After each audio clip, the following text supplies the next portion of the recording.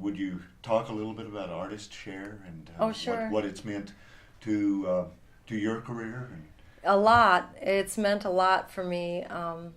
You know, I I definitely wouldn't be making this record if it weren't for Artist Share. I mean, this record cost $200,000, and not that I've made my money back, but yet, and maybe it'll be a long time, maybe not ever. But the thing is, through Artist Share, you know, now I have a whole library of CDs and my music, you know, the written music, scores and parts, and I have such a library of things that I've built and sold over the years, and many things which have reached the point of profit.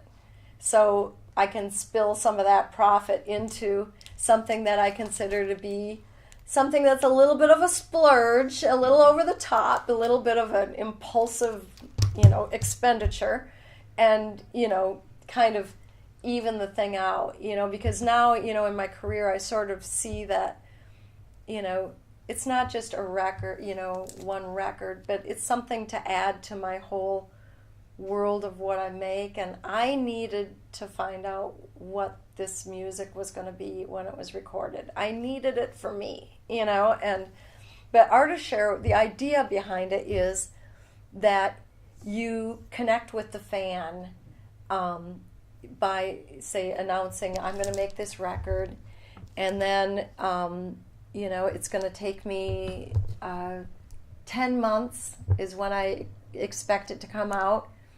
Come follow the journey with me. So if you're a composer, at the end you'll get the scores, and I'm going to show you a little bit about my process of thought in writing all this music through various videos, etc.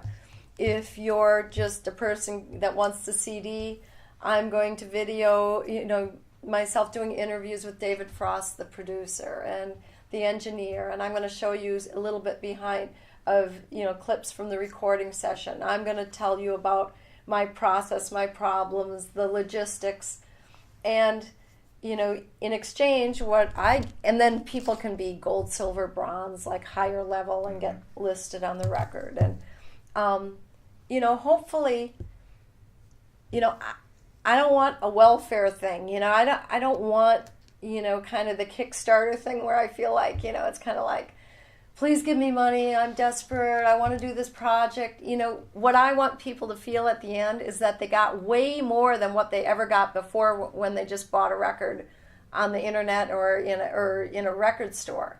They get this whole wealth of stuff, you know, that if they choose to go in and look at, is really quite interesting. And I know I go back and look at it and find it pretty interesting because I see my whole process, you know, is being really insecure on some days, and, you know, and then watching how I navigate through and bring this thing out at the end. And, you know, the profit margin is so much bigger now. You know, if I sell this for around $20 and Artist Share takes around 15% or whatever it's going to be, and, you know, that's 85% of gross, as opposed to before where it was practically 0% of nothing. You know, I mean, with no record company would spend $200,000 on this record. I can tell you that right now.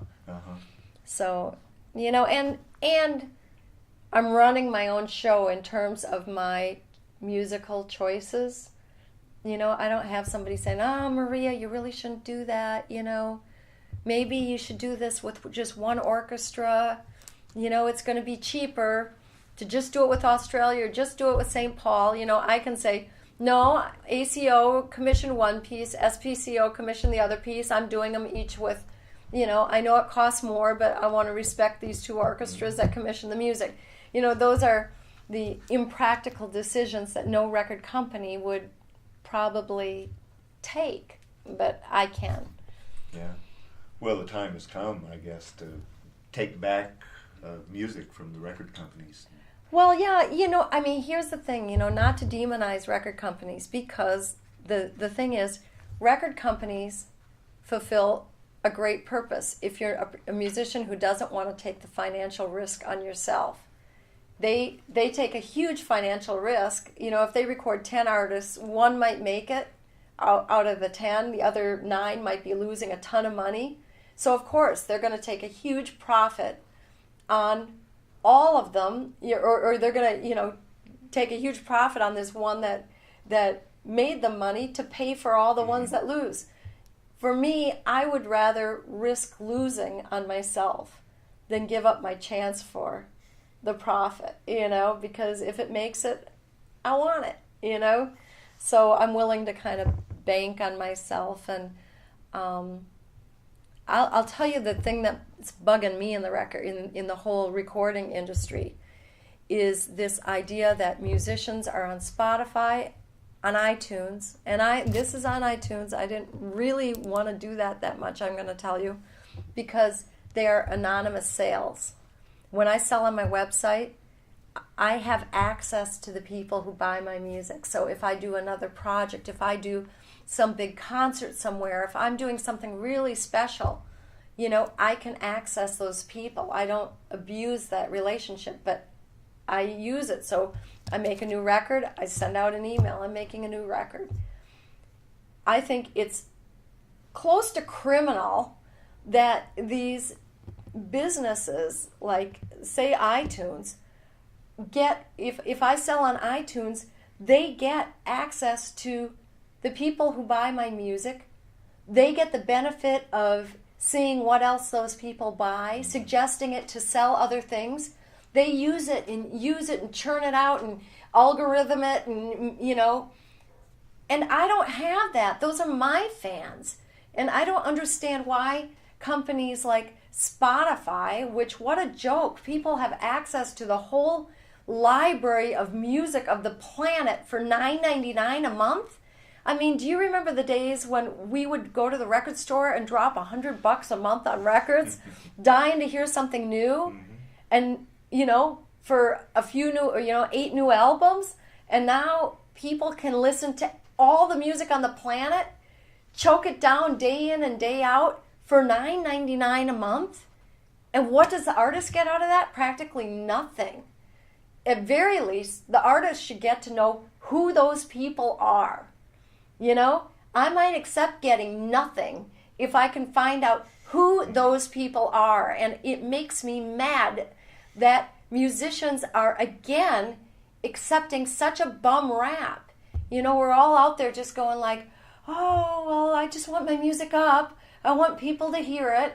You know, so now a CD is worth no more than a calling card. You know, people are mortgaging their houses to get their music recorded so they can give it away for free, so maybe you'll get me a gig. You know, I mean, it's just like, it's a collective attitude that musicians don't stand up and say, no, we value what we do, and you're not getting it unless you pay for it. You know, I'm sorry, I'm just it makes me so mad.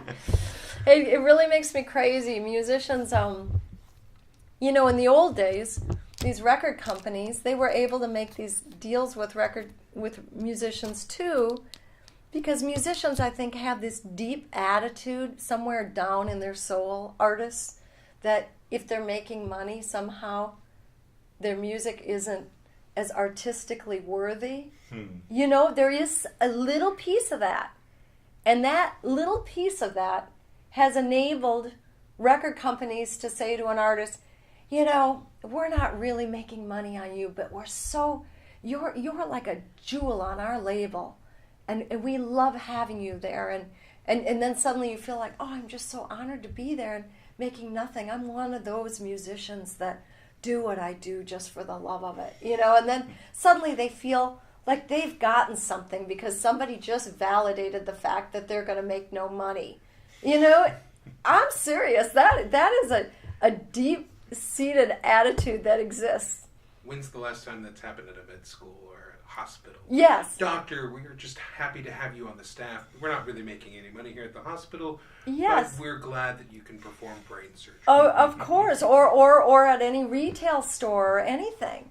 So, you know, this, you know, Yesterday I did a clinic here in this school at University of Texas, Austin. It's amazing. The students are so great. And I just said, you guys have to think about that attitude. You know, do you believe that your music isn't worth as much if suddenly people decide it's commercially worth something? If you do, start turning it around right now and start thinking about the fact, you know, that when you're trying to decide if you should give your music away for free, give a download away for free, realizing what you're devaluing when you do that. You can weigh it and say, okay, but I'm getting this other thing out of it. But at least understand what it is you're giving away, what you're getting, so that you're not just doing it blind. And you realize that, you know, there's two sides to everything. Yeah. Any other questions? I told John I was going to ask you about artist share because I said she feels a real passion for it, and I think you've validated that. Yeah, I do. Yeah. Well, thank you so much for Thank you. talking to me even some more. Yeah, my pleasure.